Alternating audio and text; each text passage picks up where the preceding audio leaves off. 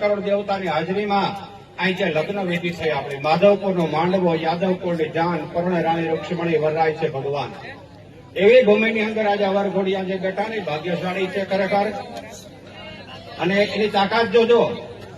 આજથી 5200 વર્ષ પહેલા જયારે માધવપુરમાં ભગવાને લગ્ન કર્યા, સમુદ્ર પાસે સવાગાવ ભૂમિ ઉછીની માગી માધવપુર ગામ વસાયું, ત્યારે ઋષિએ પ્રશ્ન કર્યો હતો કે પ્રભુ આ ગામ તો દરિયાથી નીચું છે, કાલ દરિયો બોળી દીધો.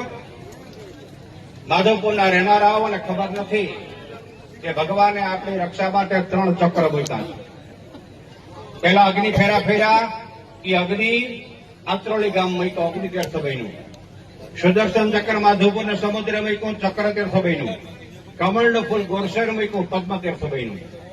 અને ભગવાને માધવપુરના રહેનારાઓને એક વચન આપ્યું કે દરિયામાં ગમે એટલા વાવાઝોડા આવશે, ગમે એટલી આફત તોફાન આવશે, આ 3 ચક્રને ઓળંગી અને આ ગામને ક્યારેય નુકસાન નહીં થાય, મારું માધવરીનું વચન છે.